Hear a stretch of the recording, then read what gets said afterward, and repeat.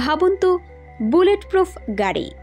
সাধারণত রাষ্ট্রপ্রধান বা বিশেষ কোনো দূতাবাসের জন্য এমন গাড়ির কথা শোনা যায়, কিন্তু এবার বাংলাদেশের প্রধান বিরোধী দল বিএনপিকে 2টি বুলেট প্রুফ গাড়ি কেনার অনুমতি দিয়েছে সরকার। শুধু তাই নয়, সাথে থাকছে 2টি বুলেট প্রুফ মিনি বাসও। কিন্তু প্রশ্ন হলো, হঠাৎ কেন এই আয়োজন? এটা কি শুধুই নিরাপত্তা, নাকি এর পেছনে রয়েছে রাজনীতির গভীর কোনো খেলা? এর সরাসরি উত্তর হলো নেতাদের জীবনের ঝুঁকি। সাম্প্রতিক রাজনৈতিক উত্তেজনা, দেশজুড়ে আন্দোলন এবং পুরনো সংঘাতের ইতিহাস বিএনপিকে এই পথে হাঁটতে বাধ্য করেছে।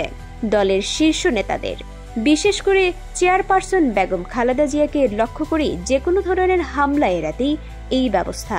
বিচারিক বা রাজনৈতিক কার্যক্রমে অংশ নেওয়ার সময় গাড়ি আক্রান্ত হওয়ার ঝুঁকি এখন আর উড়িয়ে দেওয়া যাচ্ছে না। তবে নেপথ্যের কারণটা আরও গভীর। 2024 সালের ছাত্র আন্দোলনের পর দেশে একটি নতুন রাজনৈতিক পরিস্থিতি তৈরি হয়েছে। অন্তর্বর্তীকালীন সরকারের অধীনে আগামী জাতীয় সংসদ নির্বাচনের প্রস্তুতি নিচ্ছে বিএনপি। দীর্ঘ 17 বছরের নির্বাচন শেষে নভেম্বরের মাঝামাঝি দেশে ফিরবেন দলের ভারপ্রাপ্ত চেয়ারম্যান তারেক রহমান। অন্যদিকে বেগম খালেদা জিয়াও সুস্থ হলে নির্বাচনী প্রচারে নামতে পারেন। এই প্রেক্ষাপটে দলের শীর্ষ নেতৃত্বের নিরাপত্তা নিশ্চিত করা এখন সবচেয়ে বড় চ্যালেঞ্জ। বিষয়টি শুধু গাড়িতেই সীমাবদ্ধ নেই। বিএনপি একটি শটগান ও 2টি পিস্তলের লাইসেন্সের জন্যও আবেদন করেছে, যা এখনও বিবেচনাধীন। অতীতে রাজনৈতিক দলের জন্য এমন অনুমতি ছিল প্রায় অসম্ভব।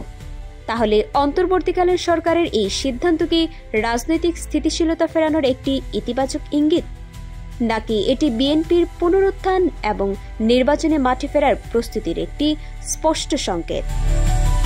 এক কথায়, এই বুলেট প্রুফ গাড়ি শুধু একটি যানবাহন নয়, এটি বাংলাদেশের উত্তাল রাজনীতির মাঠে টিকে থাকার লড়াই এবং ক্ষমতার নতুন সমীকরণের এক শক্তিশালী প্রতীক। এখন দেখার বিষয়, এই সুরক্ষিত গাড়িগুলোর রাজনীতির গতিপথ কতটা বদলাতে পারে। এই ধরনের গুরুত্বপূর্ণ আপডেট পেতে আমাদের সঙ্গে থাকুন। বিজিএন টিভি 24, সংবাদ যেখানে, বিশ্বস্ততা সেখানে।